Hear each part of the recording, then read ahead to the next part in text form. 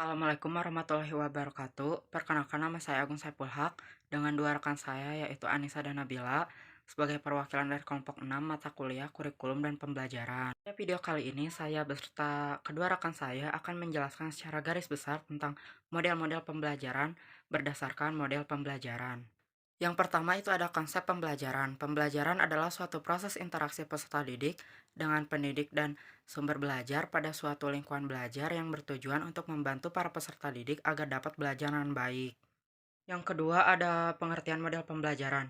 Model pembelajaran adalah cara atau teknik penyajian sistematis dalam mengorganisasikan pengalaman belajar untuk mencapai tujuan pembelajaran tertentu, serta berfungsi sebagai pedoman bagi para perancang pembelajaran dan para guru dalam merancang dan melaksanakan proses belajar mengajar. Ini saya akan melanjutkan dengan memaparkan beberapa model pembelajaran berdasarkan teori.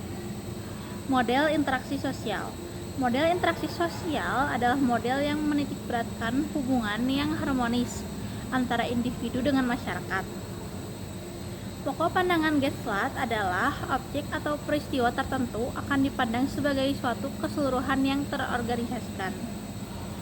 Makna suatu objek atau peristiwa adalah terletak pada keseluruhan bentuk dan bukan bagian-bagiannya. Pembelajaran akan lebih bermakna bila materi diberikan secara utuh. Model interaksi sosial ini mencakup strategi pembelajaran sebagai berikut. Pertama, kerja kelompok. Kedua, pertemuan kelas. 3, pemecahan masalah.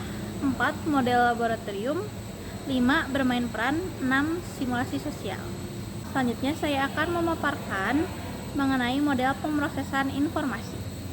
Model pembelajaran pemrosesan informasi adalah model pembelajaran yang menitikberatkan pada aktivitas yang terkait dengan kegiatan proses atau pengolahan informasi untuk meningkatkan kapabilitas siswa melalui proses pembelajaran.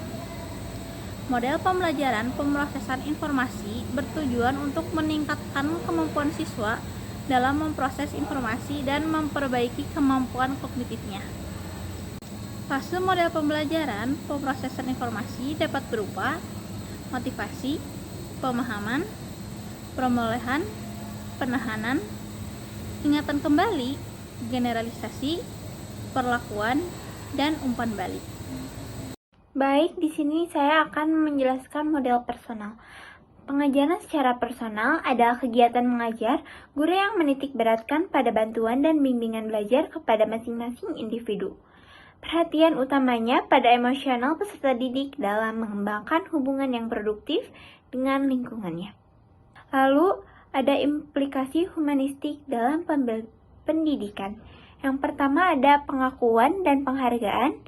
Yang kedua adalah pembelajaran berpusat pada siswa. Yang ketiga fokus pada pertumbuhan.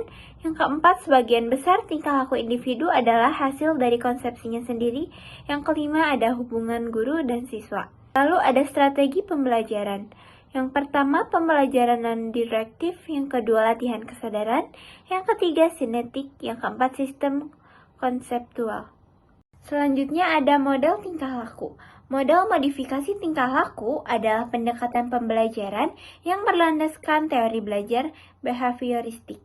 Tujuan utamanya adalah mengembangkan sistem yang efisien untuk mengurutkan tugas-tugas belajar dan membentuk tingkah laku dengan cara memanipulasi penguatan.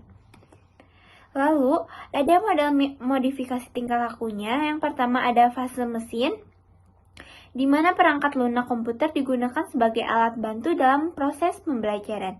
Yang kedua ada pengajaran berprogram. Ini disebut juga programmed instruction, di mana peserta didik belajar melalui pengajaran diri sendiri dengan mengikuti program yang telah disusun dengan cermat. Yang ketiga ada operant conditioning, sebuah metode dalam pengkondisian yang bertujuan untuk merangsang dan mengembangkan respon individu melalui pemberian penguatan. Yang keempat ada operant reinforcement, respons terhadap rangsang yang diberikan oleh individu untuk meningkatkan dan merubah perilaku menjadi lebih positif. Sekian presentasi dari kelompok kami. Mohon maaf bila ada kesalahan kata. Wassalamualaikum warahmatullahi wabarakatuh.